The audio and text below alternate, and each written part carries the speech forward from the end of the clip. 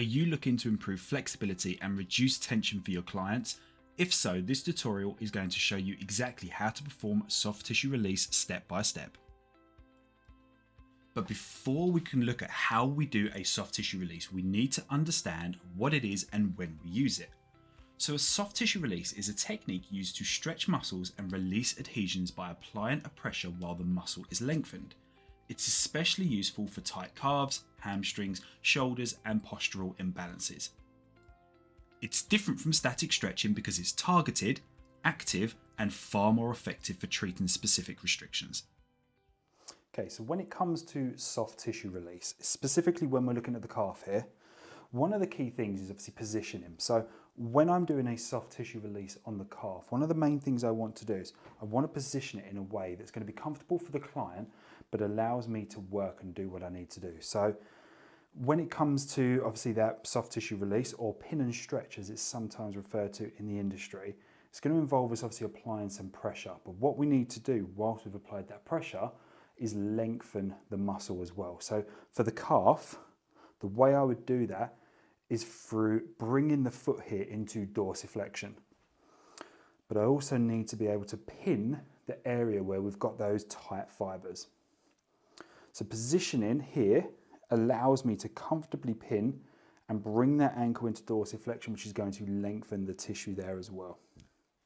Okay, so what is a soft tissue release? So a soft tissue release is a technique we're going to use to stretch muscles whilst trying to remove adhesions.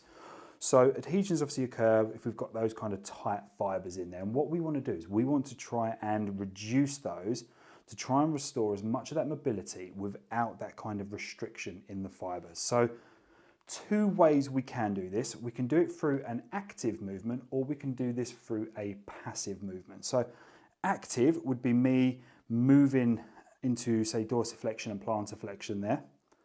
Passive would be asking the client to do it. So can you point your toes for me into plantar flexion and then up into dorsiflexion? Perfect. Both of those we would do whilst holding the area of restriction, so where those kind of tight fibers are. So first thing you're going to do is you're naturally going to obviously warm that area up. You wouldn't do this technique if the area was still cold. So make sure you've done your effleurage, make sure you've done your petrissage as well at this point. We'd normally use it as well kind of mid-treatment. One of the key things is we don't want to overdo this, okay? So we just need to make sure we're doing enough to benefit the client, but not doing too much of it that it's going to potentially cause problems such as bruising or anything further down the line. So I'm going to demonstrate now how we're going to do that soft tissue release on the Gastronemius here. So I'm going to bring it up, as I mentioned previously, bringing it into a position that's comfortable. First thing I'm going to do is kind of feel down. So I'm naturally going to notice this. So straight away there, body language told me that this area is tight. So imagine if I put a bit more pressure onto that, again, there is that flinch in there. So we know that there's some issues just up here in the Gastronemius on that lateral side there. If we go kind of medial, exactly the same thing. So it seems to be an issue on both sides. So one way you can do this is you can try to pin it across both. You can do them individually. You can also go for kind of a grab on there as well. It's whatever you kind of feel comfortable with going with.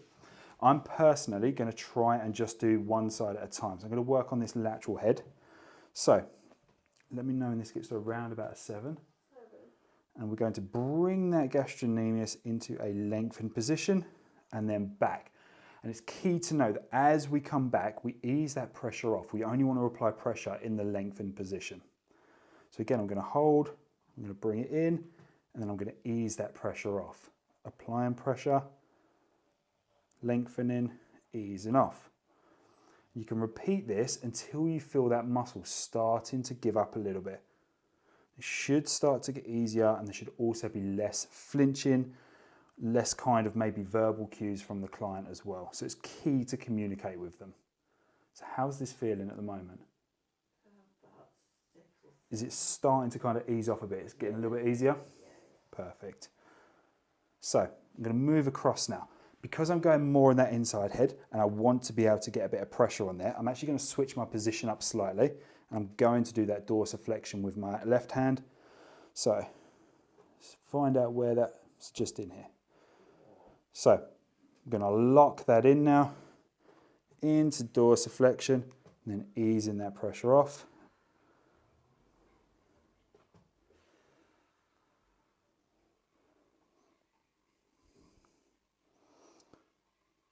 And I can already feel the tissue starting to ease off a little bit.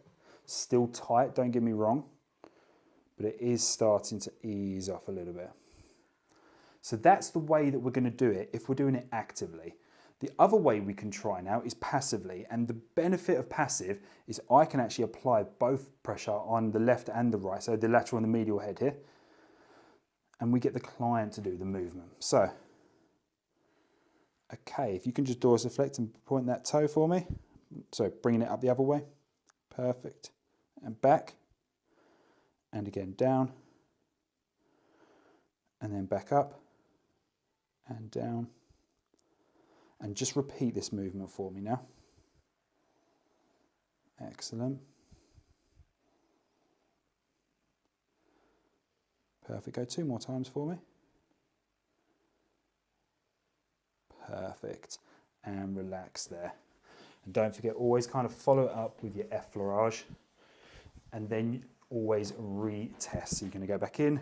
We're going to start to feel around. Okay, so just whilst we're in this area, I'm going to demonstrate how you can look to do this on the hamstrings as well. So again, we're always going to do this when the muscle is in its lengthened position. So one way we can do this, and the reason I want to demonstrate is because we can start to use different body parts. So instead of just technically, using my hands here, what we can start to do is maybe an elbow or a forearm. I'm going to particularly go in with a forearm here because it allows me to cover a slightly larger surface area. So the way I want to do this is just in there we go. So we're going to find that spot. I'm going to apply that pressure, and actively first, I'm going to bring it down into a lengthened position and then bringing it back up. Ease that pressure off, drop into a lengthened position and then easing it back off again, okay? Perfect. Start to feel that easing a little bit. And again, we can also do this passively. So I'm going to get you to control the movement now for me. So again, I'm going to lock in that pressure. But what I'm going to do now is I'm going to try the side of my hand. So it's up to you now. So lower that down and back up for me. Then lock in, lower down and bring that back up. Perfect. Let's do 2 more. Perfect. 1 more for me. Perfect. You're going to start to notice the fibres feeling a little bit looser on the area that you've worked, but you might find that you're going to have to work your way up if you've got different areas where fibres are tighter in different places.